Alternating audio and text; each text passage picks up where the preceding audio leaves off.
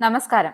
Iran പരമോന്നത നേതാവ് ആയത്തുള്ള അലി ഖമേനിയെ കൊലപ്പെടുത്താൻ മരണ വാറണ്ടിൽ ഒപ്പിട്ട ഇസ്രായേൽ പ്രധാനമന്ത്രിയുടെ ജീവൻ സ്വന്തം സൈനികരുടെ ഭീഷണിയിലാണ് ഇപ്പോൾ.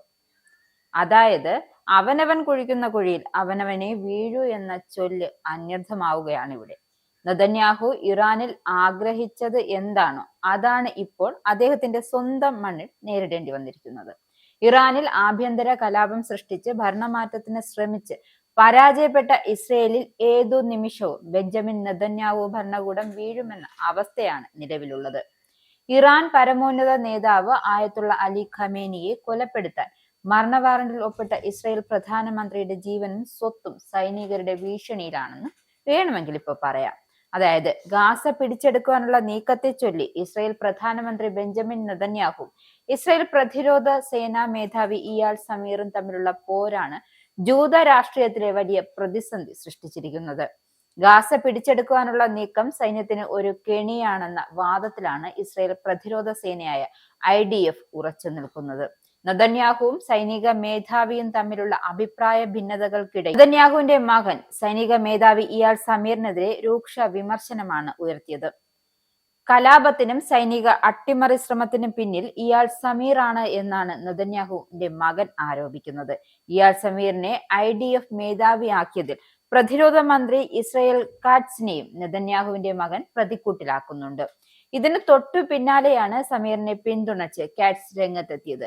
ഇസ്രായേൽ സൈന്യത്തിലെ പ്രബല വിഭാഗം നെതന്യാഹുവിനെ കൈവിടുമെന്നതിന്റെ സൂചന കൂടിയാണ് ഈ രംഗത്തുവരൽ. ഇസ്രായേലിലെ ഒരു സൈനിക അട്ടിമറി ഏതു നിമിഷവും സംഭവിക്കാമെന്നതാണ് ഇപ്പോഴത്തെ അവസ്ഥ. ഇറാന്റെ ചാരന്മാർ ഇസ്രായേലിലെ ഏതൊരു സംഘർഷവും മുതലാക്കുമെന്ന മുന്നറിയിപ്പും ഇസ്രായേലിന് അമേരിക്കൻ രഹസ്യാന്വേഷണ ഏജൻസികൾ ഇതിനകം തന്നെ നൽകിയിട്ടുണ്ട്.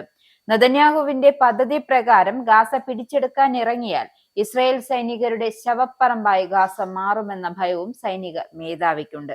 യുദ്ധവിമാനങ്ങൾ ഉപയോഗിച്ചും ബോംബുകൾ വർഷിച്ചും ഗാസയിലെ സാധാരണ മനുഷ്യരെ കൂട്ടക്കൊല നടത്തിയ ഇസ്രായേൽ സേനയ്ക്ക് പൂർണ്ണ തോതിൽ ഗാസ പിടിച്ചെടുക്കാൻ ഇറങ്ങിയാൽ വലിയ രൂപത്തിലുള്ള ആൾനാശമുണ്ടാകുമെന്ന മുന്നറിയിപ്പ് അമേരിക്കൻ ചാരസംഘടനയായ CIA-യും നൽകിയിട്ടുണ്ട്.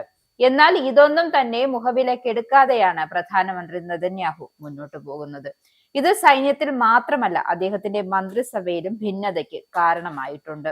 ഇയാൾ സമീറിന്റെ നേതൃത്വത്തിലുള്ള ഇസ്രായേൽ സൈന്യം കൈവരിച്ച നേട്ടങ്ങളും പ്രതിരോധ മന്ത്രി അക്കമിട്ട് നിരത്തിയിട്ടുണ്ട്. IDF Lebanon, Syria, west bank, Gaza, മറ്റ് മേഖലകൾ എന്നിവിടങ്ങൾ കരുത്തോടെയും സർവ്വസജ്ജവുമായാണ് പ്രവർത്തിക്കുന്നത്. പരസ്യമായ ഈ മറുപടി നെതന്യാഹുവിനെ സംബന്ധിച്ച് വലിയ പ്രഹരമാണ്. സ്വന്തം മന്ത്രിസഭയിലും സൈന്യത്തിലും വിമത സ്വരവും എതിർപ്പും ഉയർന്ന സാഹചര്യം ഇനി എത്ര നാൾ നെതന്യാഹുവിന് പിടിച്ചു നിൽക്കാൻ പറ്റുമെന്നത് പ്രസക്തമായ ചോദ്യമാണ്. പരസ്പരം തമ്മിലടിച്ചും ഇസ്രായേൽ തന്നെ സ്വയം നാശത്തിലേക്ക് പോകാനുള്ള സാധ്യത തള്ളിക്കളയാൻ കഴിയില്ല. ഇവിടെയാണ് ഇറാന്റെ ബ്രില്യൻസ് കാണേണ്ടത്.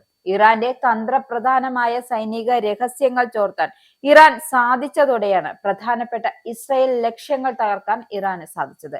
ഇതാണ് ഒറ്റക്കെട്ടായി നിന്ന ഇസ്രായേൽ ഭരണകൂടത്തെ സൈന്യത്തെയും ഉലച്ചിരിക്കുന്നത്.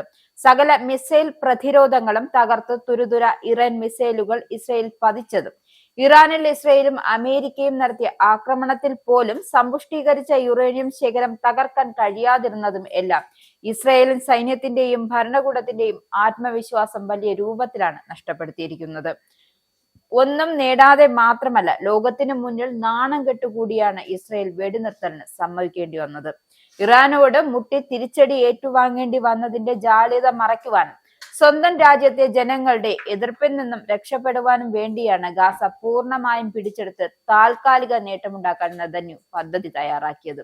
സൈന്യവും സർക്കാരും തന്റെ കൂടെ നിൽക്കുമെന്ന് കരുതിയാണ് നെതന്യാഹു എടുത്ത ഈ തീരുമാനം ഇപ്പോൾ വലിയ പ്രതിസന്ധിയാണ് ഇസ്രായേലിന് ഉണ്ടാക്കിയിരിക്കുന്നത്. നെതന്യാഹുവിന്റെ അജണ്ട നടപ്പാക്കാൻ ശ്രമിച്ചാലും ഇല്ലെങ്കിലും ഇസ്രായേലിൽ പൊട്ടിത്തെറിയും ആഭ്യന്തര സംഘർഷവും ഉറപ്പാണ്. ഇസ്രായേലിന്റെ 5 സൈനിക താവളങ്ങളിൽ കനത്ത നാശനഷ്ടം. മോദി വെളിപ്പെടുത്തുന്ന ഇന്ത്യയുടെ വികസനത്തിന്റെ മയക്കുമരുന്ന് വിൽപ്പനയ്ക്കെതിരെ ശക്തമായ നടപടിയെടുത്ത് ഷാർജ പോലീസ്. അമേരിക്കയിലെ സാധാരണ മനുഷ്യരോട് കൂടിയാണ് കോൺഗ്രസിനുള്ളിൽ പങ്കുവയ്ക്കാൻ ഓപ്പറേഷൻ സിന്ദൂറിൽ ഉപയോഗിച്ച